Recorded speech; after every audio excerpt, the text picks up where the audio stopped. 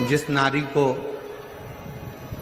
30 साल हो गए हों, बच्चे नहीं हों, 35 साल हो गए हों, संतान नहीं हो, 25 साल हो गए, 20 साल हो गए, संतान का सुख ना हो,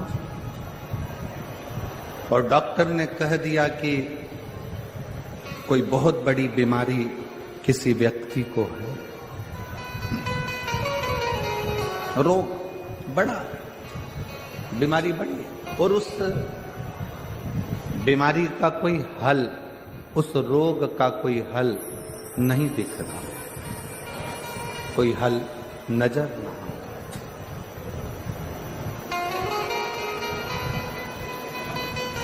कोई हल दिख ना रहा। तो बैसाख महीने में शिव सप्त तीर्थ का एक अनुष्ठान अपने जीवन में जरूर करें।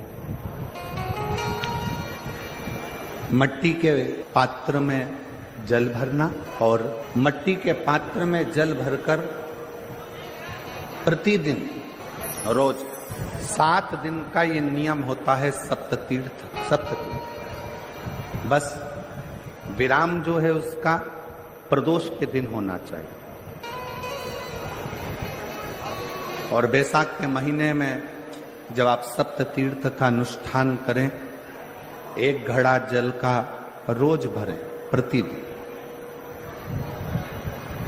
और 1 बेलपत्र, 1 शमी पत्र उस घड़े के नजदीक में कोई पात्र में अवश्य रखें। पात्र को, जो जल का घड़ा है, जल का पात्र है, उसको मट्टी के ही दीप से या कोई श्वेत वस्त्र जिसको मला गया हो, धोया गया हो, साफ हो, उस वस्त्र से ढक दें। एक दिन एक शिवालय में जाएं, शमी पत्र अशोक सुंदरी वाली जगह पर समर्पित करें। अशोक सुंदरी की जगह जानते हो ना आप लोग? अशोक सुंदरी की जगह पर शमी पत्र समर्पित करें। बेलपत्र जहां आप खड़े हैं वहां डंडी का भाग आपकी ओर हो और बेलपत्र शिव जी को समर्पित करा जाए। फिर जो मट्टी के पात्र में जल है वो भगवान शंकर को अपनी कामना कर कर शिव जी को समर्पित कर दो। संतान के लिए कर रहे हो तो वहीं से जल को एक कटोरी में, एक पात्र में झेल लीजिए। उस जल का आधा भाग नंदी के पास बैठकर आप ग्रहण कर लो, आधा भाग अपने पति को देना प्रारंभ कर दो।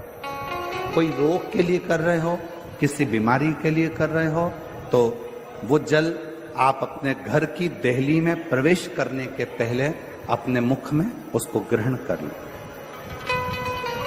एक दिन में एक शिवालय, दूसरे दिन दूसरा शिवालय, तीसरे दिन तीसरा शिवालय।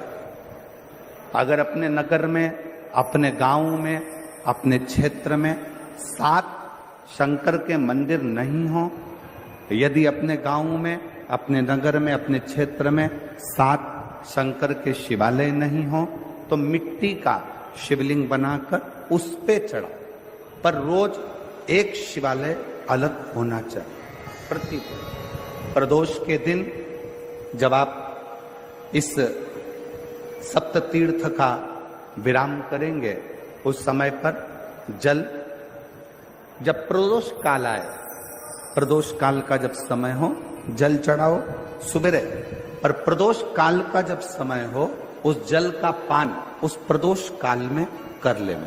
प्रदोष को, जो प्रदोष काल में उस जल को शंकर का पंचाक्षर मंत्र नमः शिवाय, षडाक्षर मंत्र ओम नमः शिवाय या श्री शिवाय नमस्तुभ्यम बोलकर प्रदोष काल में उस जल का पान करें। बाबा को प्रार्थना करें, शिव से विनय करें। ये नियम केवल बैसाख के महीने में होता है, इसको बाकी के महीने में नहीं किया जाता है। इसको बाकी के महीने में नहीं करते, केवल बैसाख।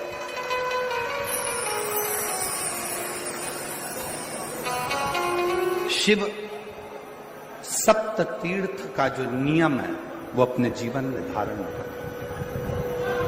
और हम तो कहेंगे शिव महापुराण की कथा श्रवण करने वाले प्रत्येक बेटा बेटी से, शिव महापुराण की कथा सुनने वाले प्रत्येक शिव भक्त से हम तो कहेंगे कि शरीर में कोई रोग नहीं भी है, संतान की प्राप्ति